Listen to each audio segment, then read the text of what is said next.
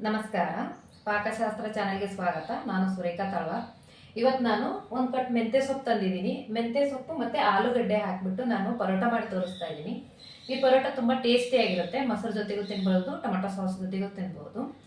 ಮಕ್ಕಳಿಗಂತೂ ತುಂಬ ಇಷ್ಟ ಆಗುತ್ತೆ. ಲಂಚ್ ಬಾಕ್ಸ್ಗೆ ಹಾಕ್ಕೊಡೋದಕ್ಕೂ ಕೂಡ ತುಂಬಾ ಚೆನ್ನಾಗಿರುತ್ತೆ. ಇದಕ್ಕೆ ಏನೇನು ತೊಗೊಂಡಿದ್ದೀನಿ ಅಂತ ಫಸ್ಟ್ ತೋರಿಸ್ಬಿಡ್ತೀನಿ, ಆಮೇಲೆ ಯಾವ ಥರ ಮಾಡೋದು ಅಂತ ತೋರಿಸ್ತೀನಿ. ಬನ್ನಿ ಏನೇನು ತೊಗೊಂಡಿದ್ದೀನಿ ಅಂತ ಈಗ ನೋಡ್ಕೊಳ್ಳೋಣ. ಮೆಂತ್ಯ ಸೊಪ್ಪನ್ನ ಒಂದು ಕಟ್ ತಂದು ಅದನ್ನು ಬಿಡಿಸ್ಕೊಂಡು ತೊಳೆದು ಇಟ್ಕೊಂಡಿದ್ದೀನಿ.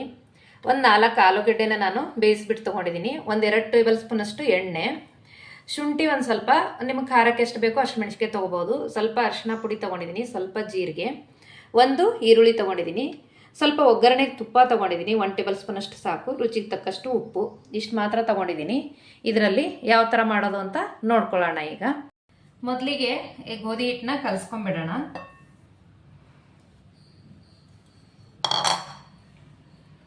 ಸ್ವಲ್ಪ ನಾನು ಉಪ್ಪು ತೊಗೊಂಡಿದ್ದೀನಿ, ಉಪ್ಪನ್ನ ಹಾಕ್ತಾ ಇದ್ದೀನಿ. ಇದಕ್ಕೆ ಸ್ವಲ್ಪ ಉಪ್ಪು ಹಾಕಿ ಹಿಟ್ಟು ಕಲಸೋದ್ರಿಂದ ಹಿಟ್ಟು ಟೇಸ್ಟಿಯಾಗಿ ಬರುತ್ತೆ. ಹಾಗಾಗಿ ಸ್ವಲ್ಪ ಉಪ್ಪು ಹಾಕ್ಕೊಂಡು ಹಿಟ್ಟು ಕಲಿಸ್ಕೋಬೇಕು. ಚಪಾತಿಗೆ ಆಗಲಿ ಪರೋಟಗಾಗಲಿ ಸ್ವಲ್ಪ ಹಿಟ್ಟು ಹಾಗೇ ಕಲಿಸ್ಕೊತಾರೆ ಒಬ್ಬೊಬ್ರು. ಸ್ವಲ್ಪ ಉಪ್ಪು ಹಾಕ್ಕೊಂಡು ಕಲಿಸ್ಕೊಂಡ್ರೆ ತುಂಬಾ ಚೆನ್ನಾಗಿರುತ್ತೆ. ಸ್ವಲ್ಪ ಗಟ್ಟಿಯಾಗೆ ಕಲಿಸ್ಕೊಬೇಕು ಹಿಟ್ಟನ್ನ. ಇದು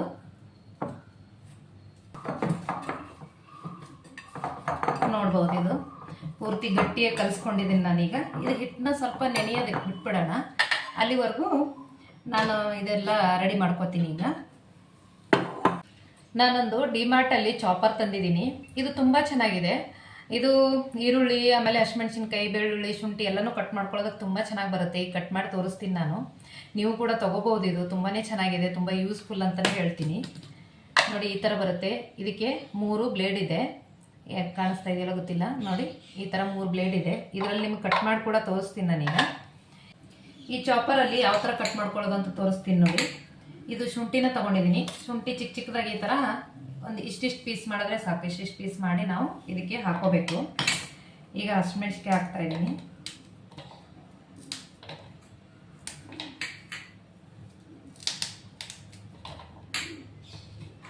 ಇದಕ್ಕೆ ಮೇಲೆ ಈ ಥರ ಮುಚ್ಕೊಂಡ್ಬಿಟ್ಟು ಇದ್ರ ಮೇಲೆ ಇಟ್ಟು ಸುಮ್ಮನೆ ಜಸ್ಟ್ ಈ ಥರ ಪ್ರೆಸ್ ಮಾಡಿದ್ರೆ ಸಾಕು. ನೋಡಿ, ಈಗ ಇದು ಕಟ್ ಮಾಡಿದ್ದೀನಿ, ನಿಮಗೆ ತೋರಿಸ್ತೀನಿ. ಈಗ ತುಂಬ ಚೆನ್ನಾಗಿ ಕಟ್ ಆಗಿದೆ, ನೋಡ್ಬೋದು. ಸ್ಪೂನಲ್ಲಿ ತೋರಿಸ್ತೀನಿ. ನಮಗೆ ಕೈಯಲ್ಲಿ ಇಷ್ಟು ಸಣ್ಣದಾಗಿ ಕಟ್ ಮಾಡ್ಕೊಳಕ್ಕಾಗಲ್ಲ, ತುಂಬ ಚೆನ್ನಾಗಿ ಕಟ್ಟಾಗಿದೆ ಇದು. ಇದಕ್ಕೆ ನಾನು ಈರುಳ್ಳಿ ಕೂಡ ಹಾಕ್ಬಿಟ್ಟು ಕಟ್ ಮಾಡ್ತೀನಿ. ಈಗ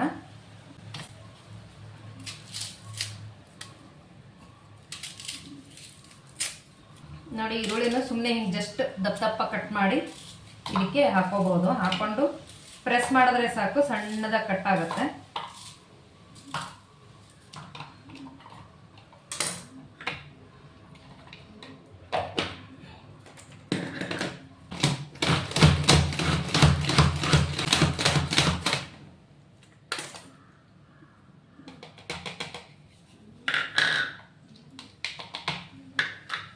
ನೋಡಿ, ಎಷ್ಟು ಚೆನ್ನಾಗಿ ಕಟ್ಟಾಗಿದೆ ಇದು.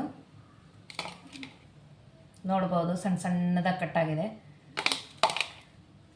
ನೋಡಿ, ಇದು ಪರೋಟಕ್ಕದ ದಪ್ಪ ನಾವು ಕಟ್ ಮಾಡಿ ಹಾಕೋದಾದ್ರೆ ಏನಾಗುತ್ತೆ ಅಂದರೆ ಪರೋಟ ಹರಿದ್ಬಿಡುತ್ತೆ. ಹಾಗಾಗಿ ಈ ಥರ ಸಣ್ಣ ಸಣ್ಣದಾಗಿ ಕಟ್ ಮಾಡಿ ನಾವು ಇದನ್ನು ಮಾಡಿಕೊಂಡ್ರೆ ಪರೋಟ ಹರಿಯಲ್ಲ, ಕಟ್ಟಾಗಲ್ಲ.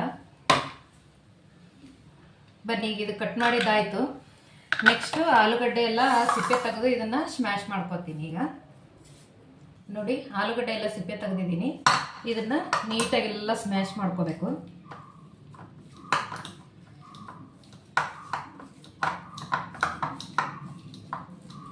ನೋಡಿ, ಇದು ಕೂಡ ಸ್ಮ್ಯಾಶ್ ಮಾಡಿ ರೆಡಿ ಆಯಿತು. ಈಗ ಈ ಸೊಪ್ಪನ್ನೆಲ್ಲ ನೀಟಾಗಿ ಕಟ್ ಮಾಡ್ಕೋಬೇಕು. ಈಗ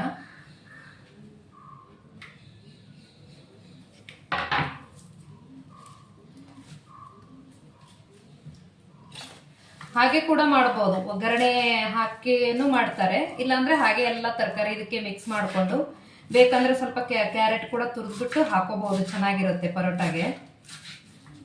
ಮಕ್ಕಳು ತರಕಾರಿ ತಿನ್ನಲ್ಲ ಅಂತಾರೆ, ಅಂತಹ ಸಮಯದಲ್ಲಿ ನಾವು ಈ ಥರ ಪರೋಟ ಮಾಡಿಕೊಟ್ಟು ಮೊಸರು ಜೊತೆಗೋ ಟೊಮೆಟೊ ಸಾಸ್ ಜೊತೆಗೋ ಕೊಟ್ಟರೆ ಮಕ್ಕಳು ಕೂಡ ಇಷ್ಟಪಟ್ಟು ಎಲ್ಲ ತರಕಾರಿ ಎಲ್ಲ ತಿಂತಾರೆ. ಇದನ್ನ ನಾನು ಒಗ್ಗರಣೆ ಮಾಡ್ಕೊಳ್ಳೋದಕ್ಕೆ ಒಂದು ಕಡಾಯಿನ ಇಟ್ಕೊಂಡಿದ್ದೀನಿ. ಇದು ತುಪ್ಪದಲ್ಲಿ ಮಾಡ್ತಾ ಇದ್ದೀನಿ ಒಗ್ಗರಣೆ. ಎಣ್ಣೆಯಲ್ಲಿ ಕೂಡ ಒಗ್ಗರಣೆ ಹಾಕೋಬಹುದು. ತುಪ್ಪದಲ್ಲಿ ಹಾಕಿದ್ರೆ ಸ್ವಲ್ಪ ಟೇಸ್ಟ್ ಚೆನ್ನಾಗಿರುತ್ತೆ ಅಂತ ನಾನು ಸ್ವಲ್ಪ ತುಪ್ಪ ಹಾಕ್ಬಿಟ್ಟು ಒಗ್ಗರಣೆನ ಮಾಡ್ತಾ ಇದ್ದೀನಿ. ಇದಕ್ಕೆ ಒಗ್ಗರಣೆಗೆ ಏನಿಲ್ಲ, ಸ್ವಲ್ಪ ಜೀರಿಗೆನ ಹಾಕ್ತಾ ಇದ್ದೀನಿ.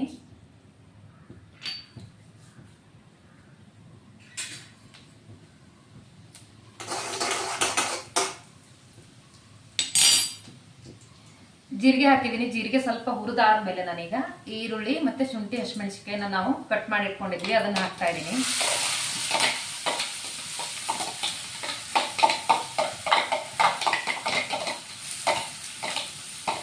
ಇದು ಈರುಳ್ಳಿ ಅದೆಲ್ಲ ಸ್ವಲ್ಪ ಮೆತ್ತಗಾಗುತ್ತೆ, ಹಾಗಾಗಿ ಪರೋಟ ಮಾಡ್ಕೊಳ್ಳೋದಕ್ಕೆ ಈಸಿ ಆಗುತ್ತೆ. ಸ್ವಲ್ಪ ಒಗ್ಗರಣೆ ಹಾಕೊಂಡು ಮಾಡಿದ್ರೆ ಮೆತ್ತಗಾಗಿ ತುಂಬಾನೇ ಚೆನ್ನಾಗಿ ಬರುತ್ತೆ. ಇದು ಸ್ವಲ್ಪ ಈರುಳ್ಳಿ ಎಲ್ಲ ಹುರಿದಾದ್ಮೇಲೆ ಸ್ವಲ್ಪ ಮೆತ್ತಗೆ ಬರುತ್ತೆ, ಹಾಗಾಗಿ ಇದಕ್ಕೆ ನಾನು ಸ್ವಲ್ಪ ಅರಿಶಿನ ಪುಡಿ ಹಾಕ್ತಾ ಇದ್ದೀನಿ.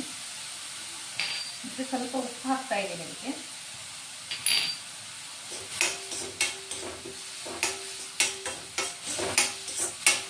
ಸ್ವಲ್ಪ ಒಂದು 2 ನಿಮಿಷ ಹುರ್ಕೊಂಡ್ರೆ ಸಾಕು, ಜಾಸ್ತಿ ಹೊತ್ತೇನು ಹುರ್ಕೊಳ್ಳೋದು ಬೇಡ.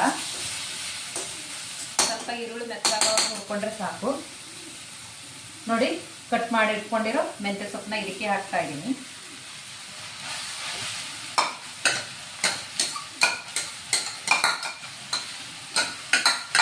ಈ ಮೆಂತ್ಯ ಸೊಪ್ಪನ್ನ ಸ್ವಲ್ಪ ಹುರಿಯೋದ್ರಿಂದ ಇದು ಕೂಡ ಮೆತ್ತಗಾಗುತ್ತೆ. ಮೆತ್ತಗಾದ್ರೆ ನಮಗೆ ಹೂರ್ಣ ಥರ ತುಂಬ್ಕೊಳ್ಳೋದಕ್ಕೆ ತುಂಬ ಈಸಿ ಆಗುತ್ತೆ, ಹಿಟ್ಟು ಒಳಗಡೆ ತುಂಬ್ಕೊಳ್ಳೋದಕ್ಕೆ. ನೋಡಿ, ಇಷ್ಟೇ ಕೂಡ ಇದು ಮೆಂತ್ಯ ಸೊಪ್ಪು ಚಪಾತಿ ಜೊತೆ ಕೂಡ ತಿನ್ಬೋದು, ತುಂಬಾನೇ ಚೆನ್ನಾಗಿರುತ್ತೆ. ರೊಟ್ಟಿಗೆ, ಚಪಾತಿಗೆಲ್ಲ ತಿನ್ಬೋದು, ಇಲ್ಲ ಅನ್ನಕ್ಕೆ ಸೈಡ್ ಡಿಶ್ ಥರ ಈ ಥರನೂ ಮಾಡ್ಕೋಬಹುದು, ಚೆನ್ನಾಗಿರುತ್ತೆ.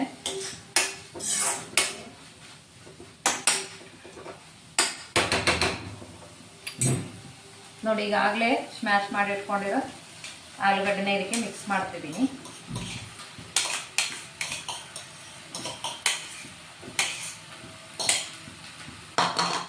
ಇದು ಜಸ್ಟ್ ಮಿಕ್ಸ್ ಮಾಡಿದ್ರೆ ಸಾಕು, ಎಲ್ಲ ಬೆಂದಿರುತ್ತೆ ಆಲೂಗಡ್ಡೆ, ಹಾಗಾಗಿ ತುಂಬ ಹೊತ್ತು ಬೇಯಿಸ್ಕೋಬೇಕಂತೇನಿಲ್ಲ, ಸುಮ್ಮನೆ ಜಸ್ಟ್ ಮಿಕ್ಸ್ ಆದ್ರೆ ಸಾಕು.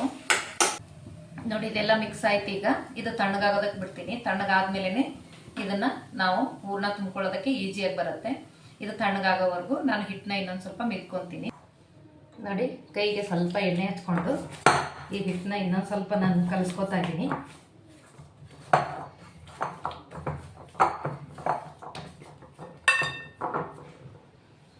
ಇದು ಹಿಟ್ಟು ರೆಡಿ ಆಯಿತು. ನೋಡಿ, ಇದು ತಣ್ಣಗಾಗಿದೆ. ಇದು ನಾನು ಚಿಕ್ಕ ಚಿಕ್ಕ ಉಂಡೆಗಳು ಮಾಡಿ ತಗೊಂಡಿದ್ದೀನಿ. ನಾನು ಈ ಥರ ಹೋಳಿಗೆ ಸೀಟ್ ಬರುತ್ತಲ್ಲ, ಹೋಳಿಗೆ ಸೀಟ್ ಮೇಲೆ ಮಾಡ್ತಾ ಇದ್ದೀನಿ. ಬರೀ ಹಿಟ್ಟು ಹಚ್ಕೊಂಡು ಕೂಡ ಮಾಡ್ಬೋದು, ಚೆನ್ನಾಗಿರುತ್ತೆ. ನಿಮ್ಗೆ ಯಾವ ಶೇಪಲ್ಲಿ ಮಕ್ಕಳು ಇಷ್ಟಪಡ್ತಾರೋ ಆ ಶೇಪಲ್ಲಿ ನೀವು ಮಾಡಿ ಕೊಡ್ಬೋದು. ನೋಡಿ, ಈ ಥರ ಒಳಗಡೆನ ನಾನು ತುಂಬ್ಕೋತಾ ಇದ್ದೀನಿ.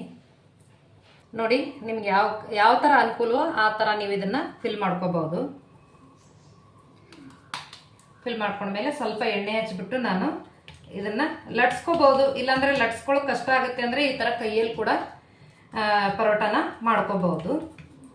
ಈ ಥರ ಹೋಳಿಗೆ ತುಂಬ್ತೀವಲ್ಲ, ಆ ಥರ ತುಂಬ್ಕೊಂಡಾದ್ಮೇಲೆ ನಿಮಗೆ ಲಟ್ಟಿಸ್ಕೊಂಡು ಮಾಡೋದಕ್ಕೆ ಈಜಿ ಅನ್ಸಿದ್ರೆ ಲಟ್ಟಿಸ್ಕೊಂಡು ಮಾಡ್ಬೋದು. ಇಲ್ಲಾಂದರೆ ಕೈಯಲ್ಲೇ ಅಗಲ ಮಾಡ್ಕೊಂಡು ಕೂಡ ಪರೋಟನ ಮಾಡ್ಬೋದು.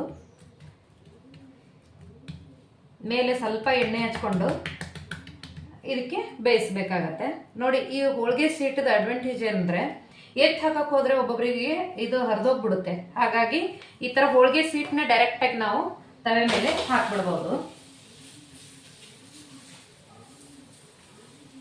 ಸ್ವಲ್ಪ ನೋಡಿ, ಮೇಲೆ ಎಣ್ಣೆ ಇಷ್ಟು ಹಚ್ಚಿದ್ರೆ ಸಾಕು. 2 ಸೈಡು ಇದನ್ನ ಚೆನ್ನಾಗಿ ಬೇಯಿಸ್ಕೊಂಡ್ಬಿಡ್ಬೇಕು.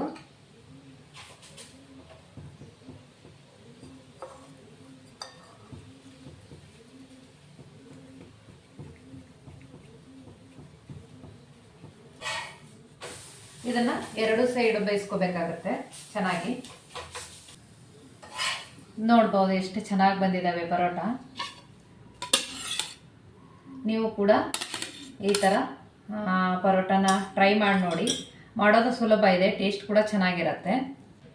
ನೋಡಿ, ಆಲೂ ಮೇಥಿ ಪರೋಟ ರೆಡಿಯಾಗಿದೆ. ಈಗ ತಿಂದು ಟೇಸ್ಟ್ ಮಾಡಿ ಹೇಳ್ತೀನಿ ಹೆಂಗಿದೆ ಅಂತ.